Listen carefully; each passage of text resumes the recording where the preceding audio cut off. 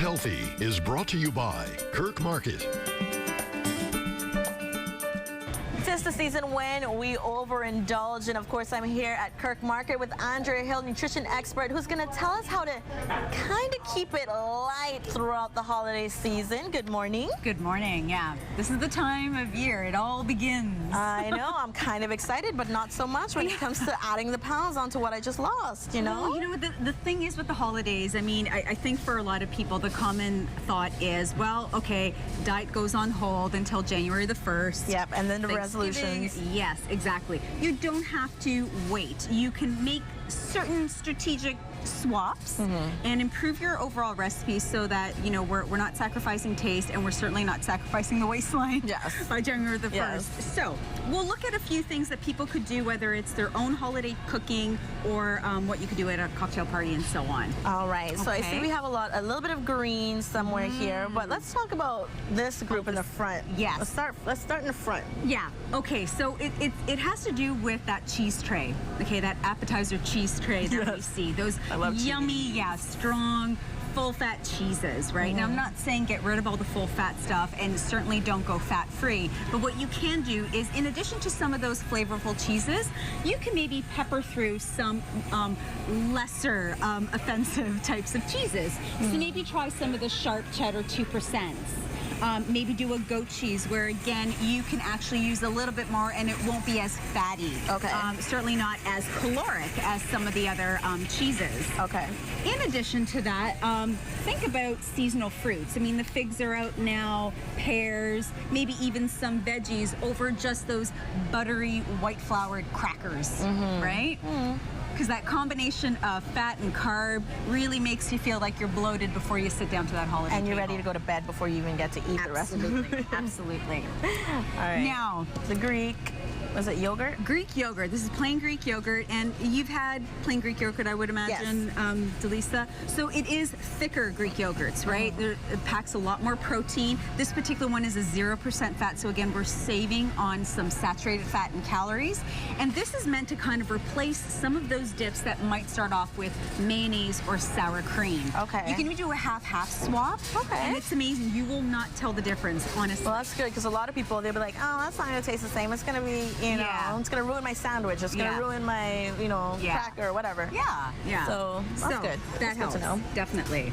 All right. Mashed potatoes? Are those ever on your holiday table? Always. There's always some potatoes. Ditto. Right. So what you can do is, instead of using half and half or cream to mash those potatoes, buttermilk. Have you ever used buttermilk before? My mom? Okay. Yes.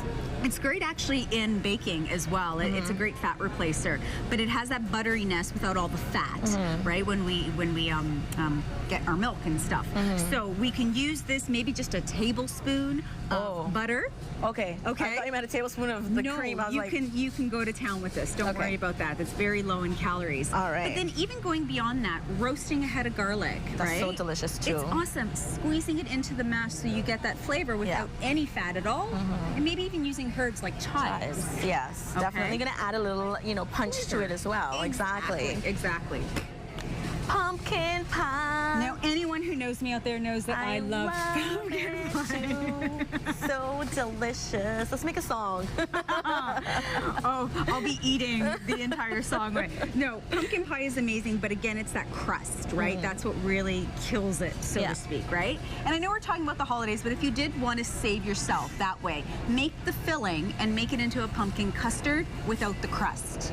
I've done this. You can still do your Cool Whip topping or your whipped topping, and you will definitely be saving yourself on carbs, fat, all that good stuff. I can't wait. Oh my gosh. Green bean casserole.